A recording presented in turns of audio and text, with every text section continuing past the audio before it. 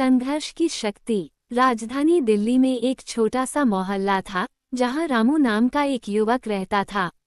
रामू के पिता एक रिक्शा चालक थे और मां घरेलू काम करती थीं। उनके परिवार की आर्थिक स्थिति बहुत खराब थी, लेकिन रामू का हौसला बुलंद था। वो हमेशा अपने माता पिता की मेहनत को देखते हुए सोचता कि एक दिन वो उनके सपनों को पूरा करेगा।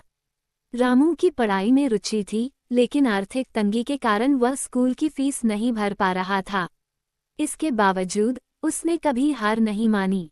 वह रोज सुबह उठकर अपनी किताबें लेकर पास के पार्क में जाता और वहां पढ़ाई करता। उसके दोस्त अक्सर उसे समझाते कि वो मेहनत करने से क्या करेगा, लेकिन रामू का मानना था कि शिक्षा ही उसका एकमात्र रास्ता है। एक दिन रामू ने सुना कि एक प्रतिष्ठित विद्यालय में स्कॉलरशिप का अवसर आ रहा है। उसने तुरंत उस विद्यालय में आवेदन किया, लेकिन वह जानता था कि प्रतियोगिता कड़ी होगी। उसने अपने ज्ञान को बढ़ाने के लिए दिन रात मेहनत की। उसने पुराने प्रश्न पत्र हल किए, अपने दोस्तों से मदद ली और शिक्षकों से मार्गदर्शन लिया। अंततः परीक्षा का दिन आया। रामू ने अपनी मेहनत का पूरा इस्तेमाल किया। परिणाम के दिन जब उसने अपना नाम स्कॉलरशिप प्राप्त करने वालों की सूची में देखा, तो उसकी खुशी का ठिकाना नहीं रहा। अब वो अपने सपने को साकार करने के करीब था। विद्यालय में दाखिला लेने के बाद रामू ने नई चुनौतियों का सामना किया। उसे अपने वर्ग के अन्य छात्रों से मुकाबला करना था, जो सभी अच्छे परिवारों से थे। लेकिन रामू ने कभी हार नहीं मानी।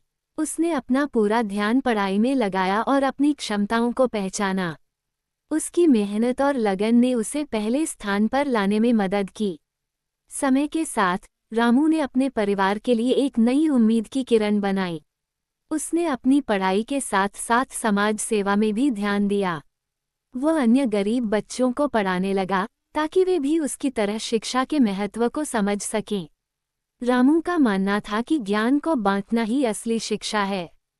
कई वर्षों बाद रामू ने एक प्रतिष्ठित विश्वविद्यालय से स्नातक की डिग्री प्राप्त की। वह अपने माता पिता का पहला बेटा था जिसने इस मुकाम को हासिल किया।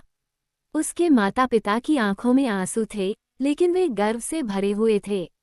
रामू ने अपने करियर की शुरुआत एक बड़ी कंपनी में की, लेकिन उसने अपने उद्देश्य को नहीं भुलाया। वो हमेशा उन बच्चों की मदद करने में लगा रहा, जो उसके जैसे ही कठिनाइयों का सामना कर रहे थे।